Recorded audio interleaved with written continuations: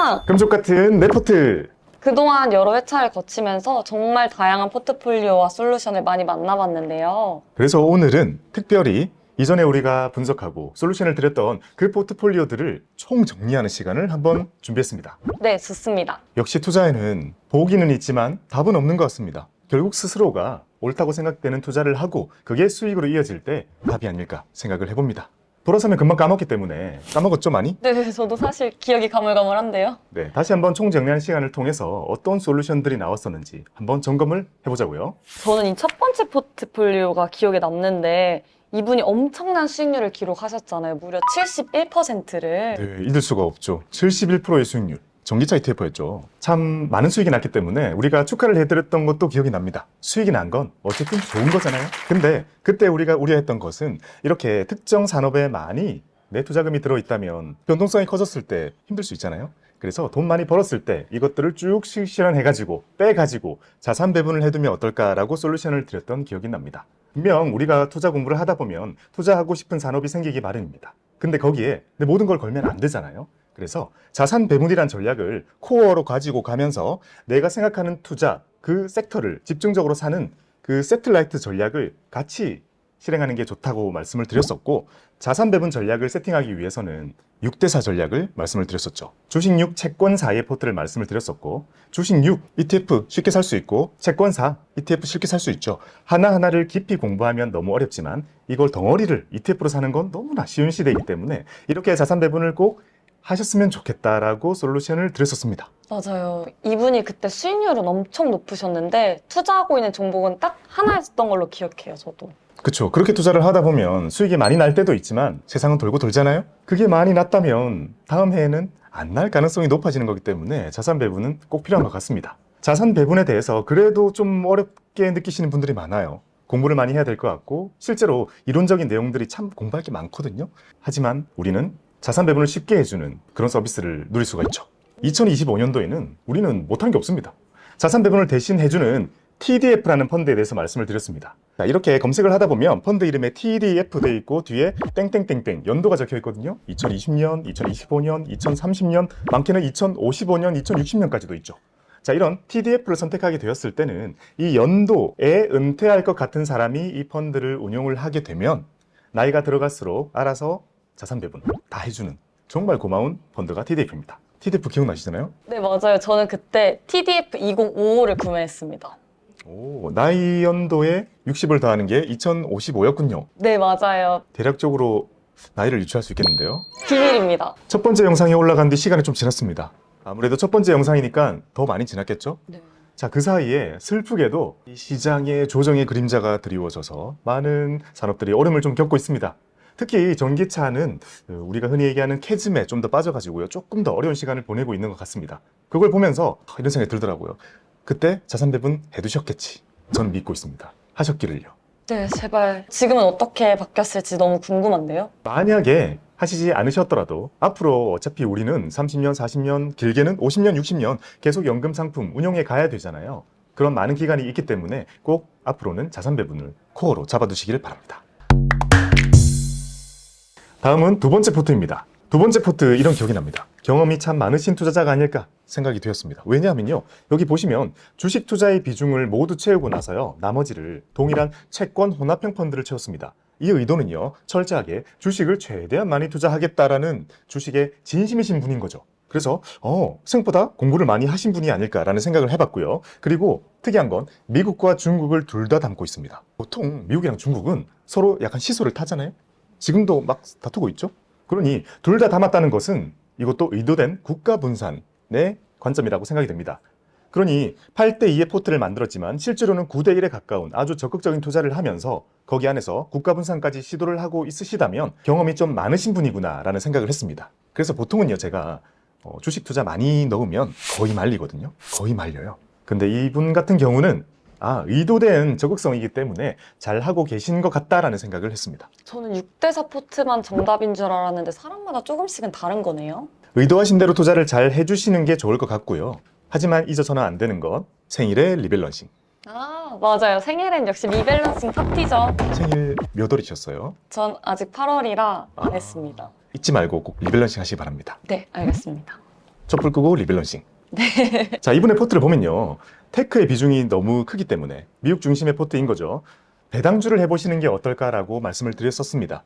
배당주를 담을 때도 미국의 배당주를 보통 메인으로 담게 되거든요. 그러니까 미국 투자를 선호하시는 분들도 배당주를 담는 거는 크게 어렵지 않게 받아들이신단 말이죠. 그리고 배당주를 담고 있으면 따박따박 배당이 나오기 때문에, 그리고 예전과 달리 지금은 원래 배당도 너무나 많기 때문에 이렇게 따박따박 나오는 배당으로 인해서 우리가 좀 힘들어진 시장을 이겨내는 것, 시장에 조정이 생겼을 때 이겨내는 것, 꾸준히 투자를 할 수 있게 해주는 것, 거기에는 아주 좋은 역할을 해준단 말이죠. 그래서 이렇게 미국 중심의 포트를 가지고 가시려면 배당주를 좀 추가해가지고 그렇게 사이사이에 심리적인 안전판을 만들어 두시는 게 어떨까라는 그런 솔루션을 드렸었습니다. 그리고 남아있는 현금이 되게 많으셨거든요. 현금은 가만히 두면 정말 녹는 시대죠. 요즘에 진짜 물가 많이 오르잖아요. 그래서 물가 오르는 정도까지도 그 남아있는 현금이 커버할 수 있도록 금리형 ETF를 담아두시는 것이 좋겠다라고 솔루션을 드렸었습니다. 두 번째 사연이 나간 후로도요, 시간이 좀 지났습니다. 그리고 그 사이에 너무나 슬프게도 미국 중심의 이런 조정이 좀 찾아왔습니다. 미국 중심의 포트였기 때문에 아마도 상당한 수익률 하락을 겪으셨을 것 같습니다. 어떡해요. 조언을 해드렸던 대로 배당주를 담으셨기를 바라고요. 만약에 안 담으셨다고 해도 저는 이런 그림이 그려져요. 이 정도 공부를 많이 하시고 미국에 대해서 진심이신 분이라면 아마 지금도 견디고 계실 거라고 생각을 해요. 우리가 다른 국가들이 아닌 이상 미국은요, 믿음이 있잖아요. 미국은 과거에 정말 많은 위기가 생겼지만 전부 다 이겨냈죠. 그리고 결국에는 가는 모습을 보여줬습니다. 지금의 하락의 역사도 결국 시간이 지나면 회복한, 이겨내는 그런 위기로 기록이 될 거예요. 그래서 이런 시기는 아마 장기 시장에 대한, 미국 시장에 대한 믿음으로 이겨내고 계시지 않을까라는 생각을 합니다. 그래서 지금 딱히 더 액션을 취하실 거라고 생각은 안 해요. 그렇군요. 다만 배당주를 조금 더 담아 두신다면 지금의 하락이 길어졌을 경우에 그 시간을 이겨내는 것에 조금 도움이 되지 않을까, 그런 생각을 다시 한번 해보게 됩니다. 배당주 꼭 메모해놔야겠습니다. 자, 다음은 세 번째 포트폴리오입니다. 자, 이분의 특징은 금쪽이 최초로 마이너스 수익률이 등장했습니다. 네, 맞아요. 마이너스 10%였죠? 이분의 포트를 보면 테마형 ETF의 비중이 많이 높고요.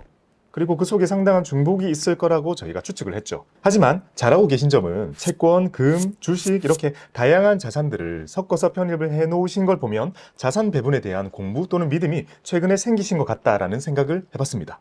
최근에 자산 배분 포트로 변경을 했기 때문에 최근에 이렇게 일시적으로 마이너스가 생긴 것으로 보이지만 결국에 장기적으로 보면 이런 마이너스들은 언젠가 없어질 거기 때문에 자산 배분에 대한 이런 믿음 꼭 지켜나가시길 바란다고 솔루션을 드렸었죠.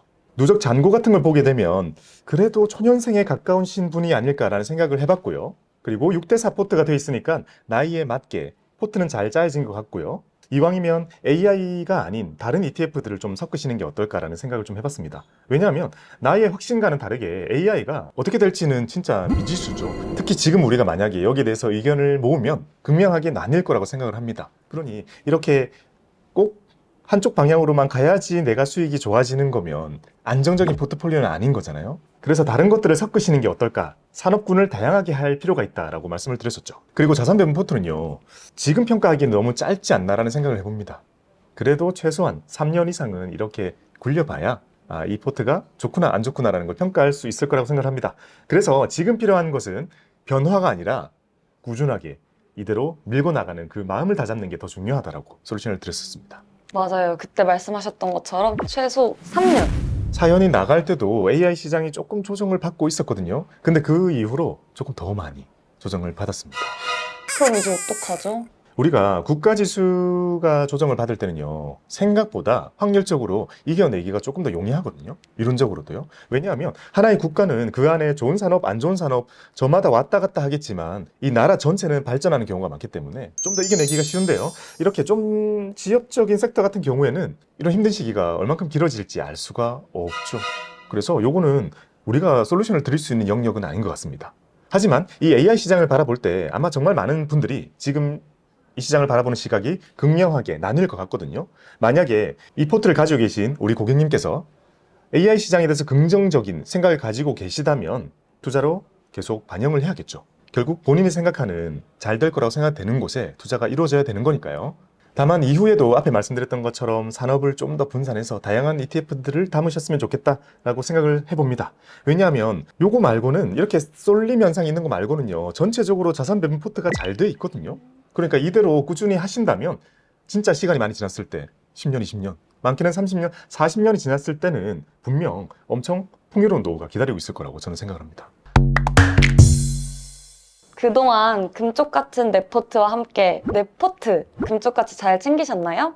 금쪽 같은 네포트 좋아요 눌러주신 구독자분들 감사드립니다. 저희 현대차증권은 앞으로도 여러분의 든든한 투자 파트너로서 변함없는 신뢰와 전문성으로 함께하겠습니다. 여러분의 금쪽 같은 미래를 위한 투자는 계속됩니다. 모두 성투하세요.